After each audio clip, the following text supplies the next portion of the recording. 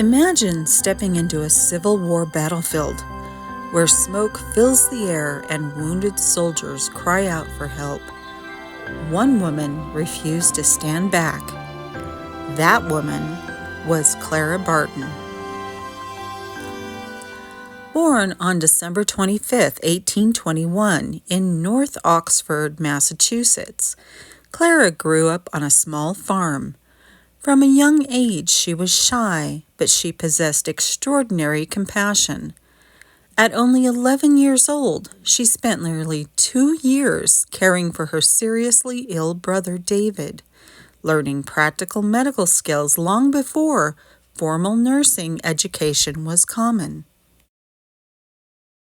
In 1852, Barton was in Bordentown, New Jersey, and noticed many children spending their days in the streets.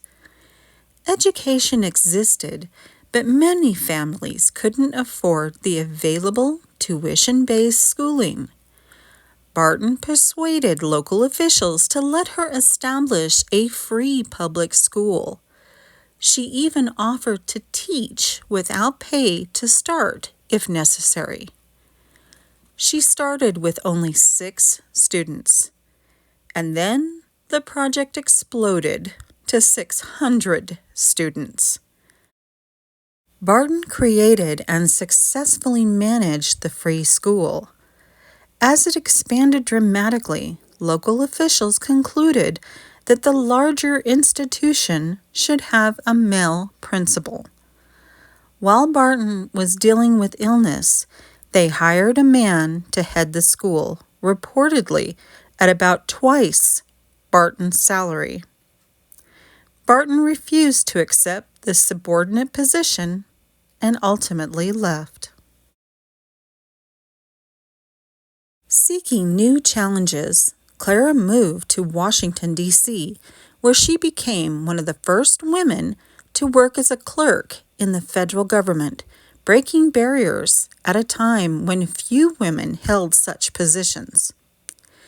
In 1854-55, Barton obtained a position at the United States Patent Office, where she was earning $1,400 per year, the same salary as the male clerks. When the American Civil War began in 1861, Clara saw trainloads of wounded soldiers arriving in Washington with little food, medicine, or supplies. She organized donations, sorted supplies, and personally delivered them to dangerous battlefields. Because she worked so close to the fighting, soldiers called her the angel of the battlefield. Clara served at major battles, including Fredericksburg and Petersburg. She comforted the wounded, dressed injuries, distributed food, and often worked through the night. She once said she may have been forced to face danger, but she never feared it. After the war, Clara helped thousands of families discover what had happened to missing loved ones.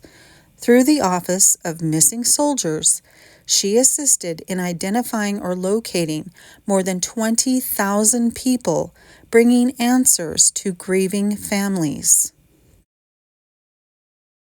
Due to fatigue, in September of 1869, at the age of 47, she left for Europe to recuperate. While recovering from exhaustion, Clara learned about the International Red Cross. She believed the United States needed a similar humanitarian organization that could respond not only during war, but also during natural disasters. She learned about the Geneva Convention and was astonished the United States hadn't joined it.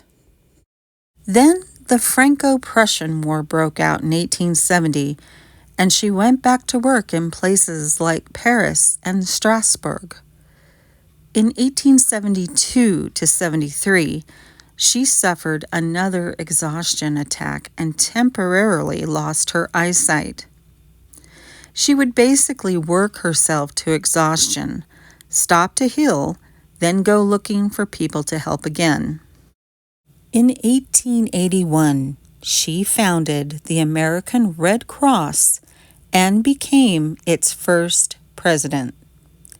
She successfully encouraged the United States to join the Geneva Convention, helping establish international standards for humanitarian aid. Under Clara's leadership, the American Red Cross expanded beyond wartime relief. It responded to floods, hurricanes, epidemics, forest fires, and other disasters. This approach forever changed emergency response in the United States. Even in her 60s and 70s, Clara traveled to disaster zones, supervising relief efforts and inspiring volunteers through her example. She believed helping people in need should never wait. Clara Barton led the American Red Cross for more than 20 years before retiring in 1904. She continued advocating for education and humanitarian work until her death in 1912 at the age of 90. Today, millions of volunteers continue the mission she began. Blood drives, disaster relief, emergency shelters, and support for military families all reflect Clara Barton's vision that compassion should be organized into action. The next time you see the familiar Red Cross symbol, remember the determined woman who believed one person could make an enormous difference. Clara Barton proved that courage is not always found on the battlefield. Sometimes courage arrives carrying bandages, food, hope, and kindness. Now you know. Clara Barton.